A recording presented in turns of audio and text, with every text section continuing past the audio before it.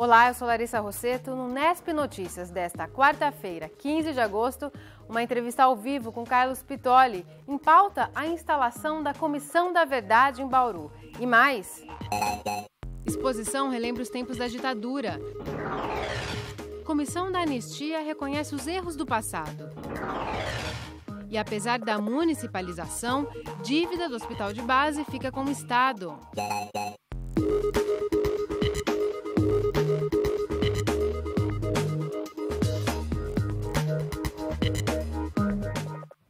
A gente começa o Nesp Notícias falando de saúde pública. A Prefeitura e o Governo do Estado fizeram um acordo para transferir a gestão do Hospital de Base para a Secretaria Municipal de Saúde. O Estado, no entanto, assume as dívidas do hospital e promete reformar e ampliar a unidade. Desde 2009, o Hospital de Base enfrenta uma crise financeira. As condições de atendimento se agravaram nesses 3 anos. Sem conseguir atender toda a demanda, pacientes enfrentam longa espera por vagas de internação. Essa situação levou a uma série de discussões para definir como seria a gestão da unidade. Nesta semana, essa novela ganhou um novo desdobramento. Em uma reunião feita ontem, Prefeitura e Governo do Estado fizeram um acordo para definir um novo modelo de gestão para o Hospital de Base. A proposta é que a Secretaria Municipal de Saúde assuma a gestão da unidade, enquanto o Estado continue arcando com os custos operacionais e também assuma as dívidas, que somam quase 150 milhões de reais. Dessa forma, os repasses anuais de 55 milhões de reais seriam usados integralmente para a manutenção do HB. Hoje, essa verba também vai para o pagamento da dívida, que pela nova proposta seria assumida totalmente pelo Estado. Tudo aquilo que aconteceu no passado, e nisto evidentemente está incluído a dívida, fica sob responsabilidade do governo do Estado. Obrigações trabalhistas, tudo isso é obrigação do Estado e eventuais demandas judiciais que possam vir posteriormente também serão de obrigação do governo estadual. Ou seja, o município não vai ter nenhum ônus com esta dívida anterior gerada na Associação Hospitalar de Bauru. Ainda de acordo com o secretário, o objetivo principal é ampliar o atendimento, pois hoje o hospital opera com apenas 30% da capacidade total. Uma coisa importante é o seguinte, nós não podemos vender ilusões de que com um passe de mágica de uma hora para outra, o hospital de uma situação crítica vai estar maravilhoso, né? Agora, nós sabemos hoje que há várias alas desativadas. Há leitos que podem ser disponibilizados de imediato, não é? Então, eu acredito que esta medida, logo de começo, deve colocar uma maior quantidade de leitos à disposição da população e minimizar os problemas de internação que nós temos vivido na rede de urgência e emergência, principalmente. O HB tem pouco mais de 1.100 funcionários. No entanto, a situação destes trabalhadores ainda não foi discutida. Eu, particularmente, tenho uma posição pessoal, que é o máximo aproveitamento das pessoas que hoje já prestam serviço dentro da instituição. Também pela proposta, a FAMESP, Fundação para o Desenvolvimento Médico Hospitalar, ligada à Unesp, participaria da gestão, em conjunto com a Secretaria Municipal. Procurado, o vice-presidente da FAMESP, Antônio Ruggolo Júnior, informou que a instituição ainda não foi convidada oficialmente para participar da gestão do Hospital de Base. A interventora da Associação Hospitalar, Thelma de Freitas, também aguarda um contato oficial sobre o processo de municipalização. Vamos agora dar uma olhada nos compromissos dos candidatos à Prefeitura de Bauru. Paulo Martins, do PSTU, passa amanhã desta quinta-feira em gravação de programas eleitorais para a TV.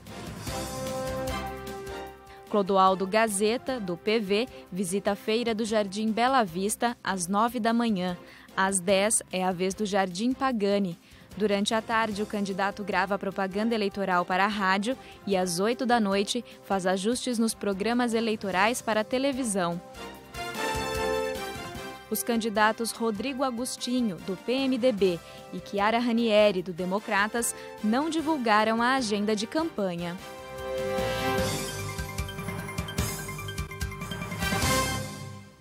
O Google ampliou, na última terça-feira, o serviço de Google Street View. Agora é possível fazer um passeio por Bauru sem sair de casa. Dá para conhecer o Parque Vitória Régia, a Avenida Getúlio Vargas e a Praça Rui Barbosa. Além de Bauru, mais de 70 cidades brasileiras também foram fotografadas pelo site. Até 2014, o Google espera ter a cobertura no Brasil inteiro. Quer ver como ficou sua casa ou seu trabalho na rede? Acesse o site do Google e clique em Mapas. Agora são 5h35 e no próximo bloco você vai conhecer a história de famílias bauruenses vítimas da ditadura. E também a exposição Direito à Memória e à Verdade. A gente já volta.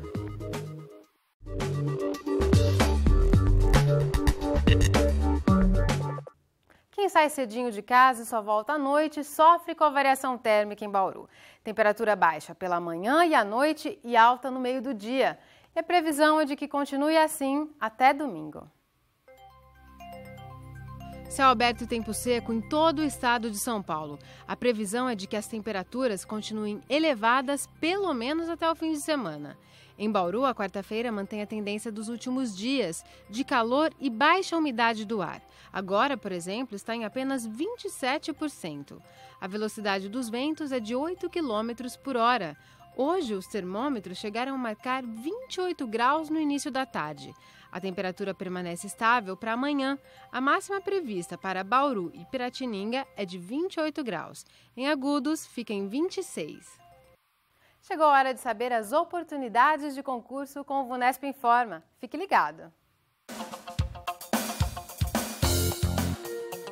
O Centro Universitário de Votuporanga, o Unifev, está com as inscrições abertas do processo seletivo do curso de Medicina para este semestre. As inscrições vão até o dia 31 de agosto. A taxa é de R$ 200. São 60 vagas para o período integral. O curso tem duração de 6 anos. As provas ocorrem no dia 23 de setembro, nas cidades de Votuporanga ou São Paulo, conforme escolha do candidato na inscrição. Na parte da manhã é aplicada a prova objetiva e à tarde os candidatos respondem às questões dissertativas, além da redação. Os locais de prova serão divulgados a partir de 15 de setembro. Você pode se inscrever e consultar o manual do candidato no site da VUNESP, que é o vunesp.com.br. Mais informações ainda pelo Disque VUNESP, no 11 3874 6300. As inscrições para o vestibular 2013 da Unesp começam no dia 17 de setembro e tem novidades para os vestibulandos. Uma delas é que neste ano só será utilizado o Enem 2012 para somar pontos na avaliação. A universidade também abre 8 novos cursos, principalmente na área de engenharia, e em diferentes campos em todo o estado. Aqui em Bauru vai ser oferecida a graduação em meteorologia. Outra novidade do campus em Bauru é que o curso de Educação Artística passa a se chamar Artes Visuais e sobe de 30 para 40 vagas. Mais informações sobre o vestibular da Unesp no site www.vunesp.com.br. Agora o assunto é ditadura militar. Uma exposição aqui em Bauru retrata esse conturbado período da nossa história.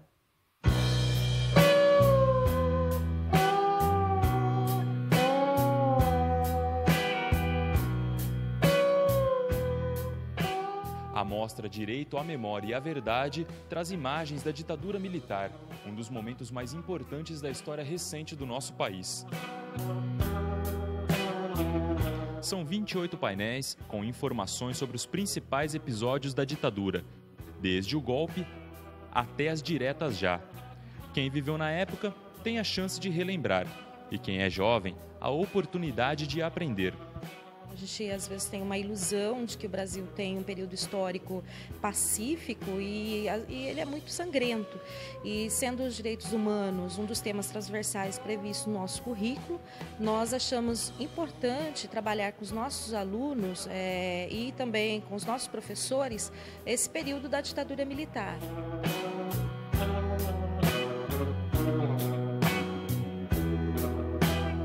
A exposição pode ser conferida até setembro na Diretoria de Ensino de Bauru, que fica na rua Campos Sales, 943. De segunda a sexta-feira, das 8 da manhã até às 5 da tarde. E a entrada é gratuita.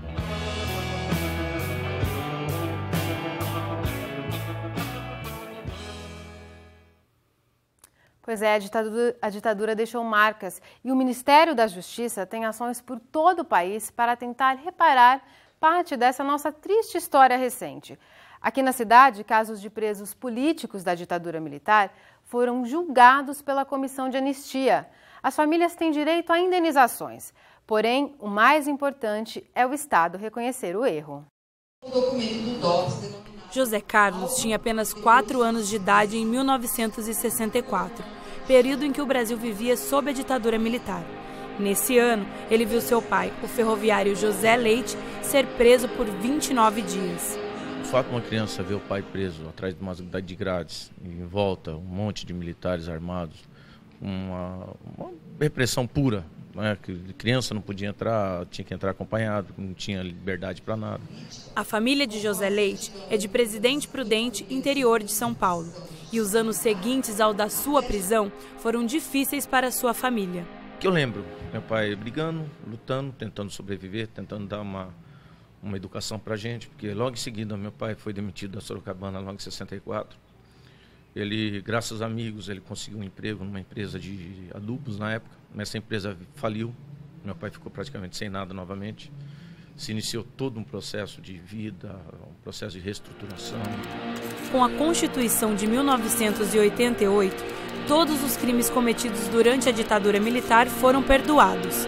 As famílias e os militantes políticos perseguidos conquistaram o direito de serem indenizados pelo governo brasileiro. Antônio é advogado da família de José Leite no pedido de indenização aos filhos pelos danos sofridos. O mais importante do aspecto financeiro é a reparação moral, com o Estado reconhecendo que errou ao tirar cidadãos da rua, da convivência com a família, encarcerá-los em nome de um crime de opinião.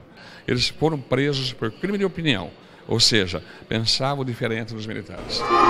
O caso de José Leite foi um dos que foram julgados pela Comissão da Anistia, na primeira sessão realizada numa cidade do interior do estado de São Paulo. Em Bauru, nós estamos examinando o prejuízo de pessoas que foram presas, perseguidas, sequestradas, torturadas. Esse foi um erro, um atraso muito grande que o nosso país sofreu, um problema de memória também muito grande, já que nós não tivemos acesso a essas informações e poderíamos imaginar que um vizinho, um parente que tivesse sido preso, intitulado de subversivo, que fosse uma pessoa nociva, quando na verdade ele estava lutando para restaurar aquele direito nosso de liberdade, direito de justiça e mais de eleger os nossos governantes.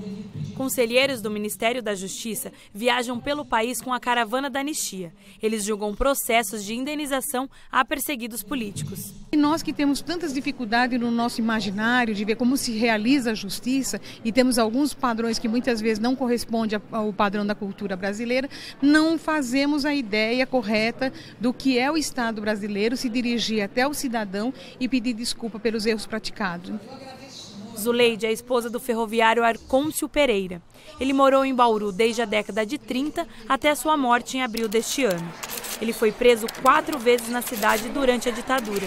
Perdeu o emprego, mas nunca desistiu da luta. O caso dele também foi julgado pela comissão.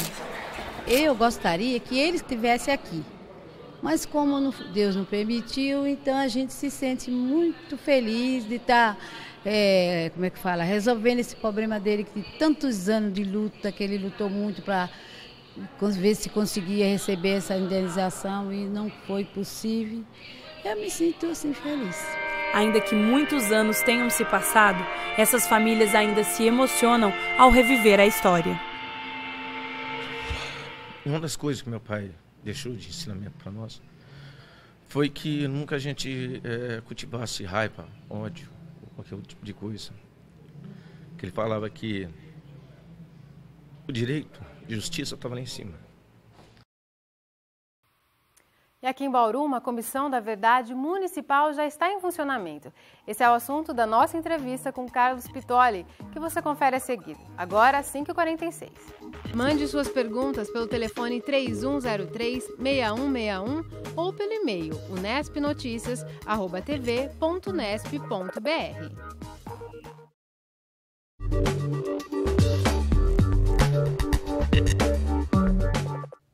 Assim como foi formada a Comissão Nacional da Verdade, Bauru também ganhou sua própria comissão. O grupo, chamado de Bauru Memória e Verdade, é formado por militantes com histórico na defesa dos direitos humanos.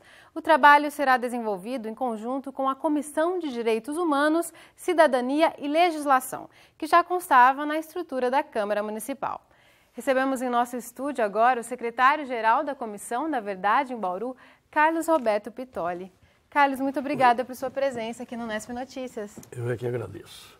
Carlos, de quem foi a iniciativa de criar uma Comissão da Verdade municipal?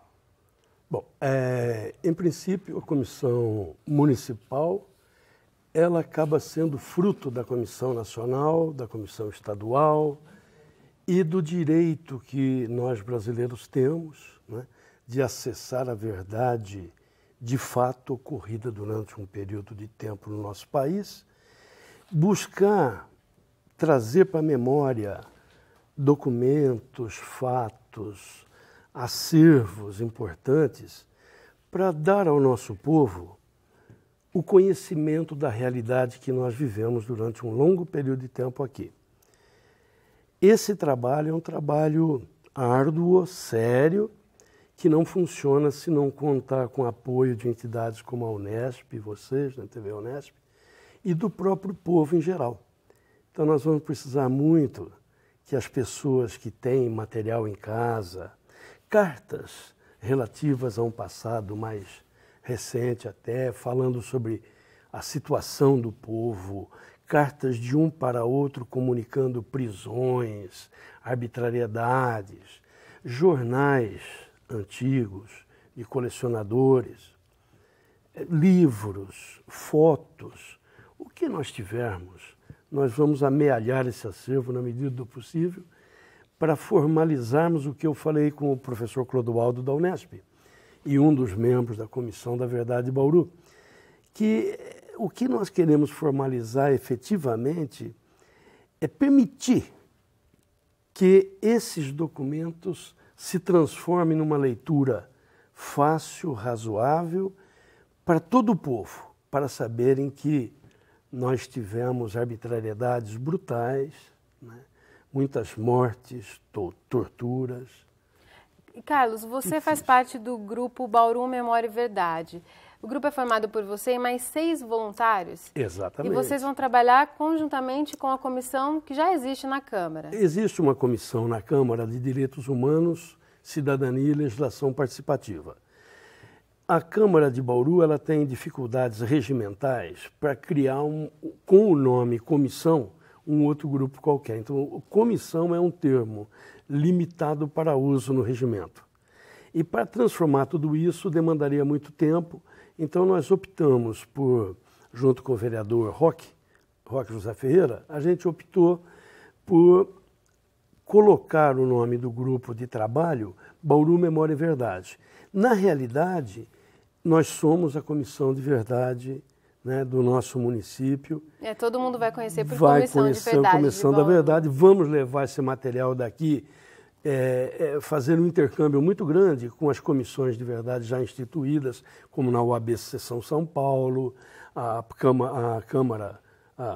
Assembleia Legislativa de São Paulo, a Câmara Municipal de São Paulo, mas nós somos uma das primeiras cidades interioranas a ter a nossa Comissão da Verdade. Foi uma iniciativa de vocês, desse grupo?